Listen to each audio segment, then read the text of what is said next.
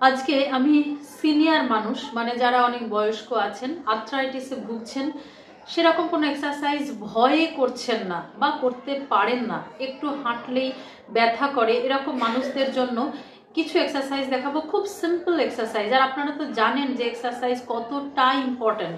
মানে একেবারেই চলা বন্ধ যাতে না হয়ে যায় তার জন্য মুভমেন্ট ভীষণ জরুরি। তো কয়েকটা মুভমেন্ট এরকম দেখাবো, আপনারা ঘরে বসে প্র্যাকটিস করবেন। বসে বসে যদি করেন তাহলে পাটাকে এরকম ধরে করবেন, আর যদি চেয়ারে বা আমি যেরকম টুলে বসেছি এরকম টুলে বসেও আপনারা করতে পারেন। খুব সিম্পল, চলুন দেখে নিন। প্রথমে পাটা তোলা, জাস্ট 1 2 1 2 1 2 এরকম করে এই দিকেরটা 10 বার, আর মানে ডান পা 10 বার, বাঁ পা 10 বার এরকম করবেন, কেমন? আর যারা মাটিতে বসেছেন তারা পাটাকে এরকম তুলে ধরবেন, তুলে ধরে 1 2 1 2 বা জোড়া পায়েও করতে পারেন, 1 2 1 2 1 2, কেমন?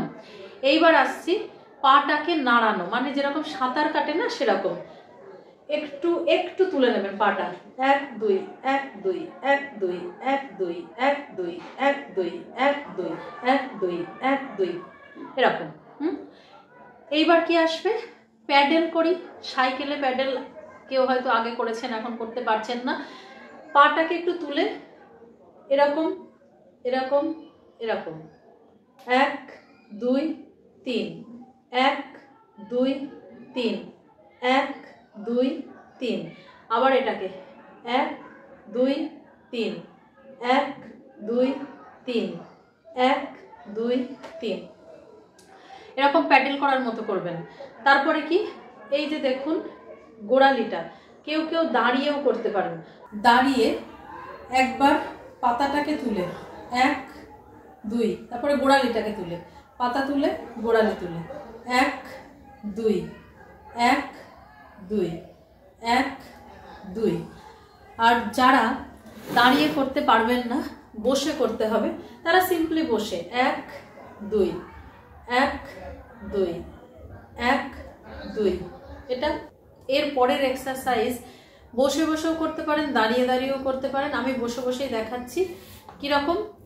হাঁটুটা হাত দিয়ে সাপোর্ট দেবেন, মানে হাতটাকে মুঠো করে হাঁটুতে সাপোর্ট দেবেন, আর পায়ের পাতাটা কি করবেন, এই দিকে আনবেন, মানে একবার ভিতরের দিকে আনবেন, একবার বাইরের দিকে নিয়ে যাবেন, 1 2 1 2 1 2 1 2 1 2। এইটা 10 বার করবেন, 30 সেকেন্ড রেস্ট, তারপরে আবার 10 বার করবেন, কেমন? এই কয়েকটা সিম্পল এক্সারসাইজ যেটা দেখালাম, ঘরে বসে যখন খুশি, মানে টিভি দেখছেন, মোবাইলে কথা বলছেন, না হলে কোনো এমনি বসে গল্প করছেন, তো তখন আপনারা এগুলো করুন। তাতে কি হবে, এই যে লিগামেন্ট বলুন বা মাসল বলুন, সমস্ত কিছুতে রক্ত চলাচল বাড়বে। মুভমেন্ট যদি বডির বাড়ে তাহলে কি হবে, আপনি সচল হয়ে উঠবেন। ভালো থাকুন, সুস্থ থাকুন, আর শেয়ার করুন। যারা ইয়ং জেনারেশন আছেন তারা ঠাকুমা দাদু এনাদের সাথে শেয়ার করুন। অনেকেই আছেন যারা 40 এজের ইয়ং, তাদের ক্ষেত্রেও অনেক সময় আর্থ্রাইটিস চলে আসে খুব তাড়াতাড়ি, তো তাদেরকেও আমি বলবো এগুলো ঘরে বসে প্র্যাকটিস করুন, আর অবশ্যই ভালো থাকুন। Thank you.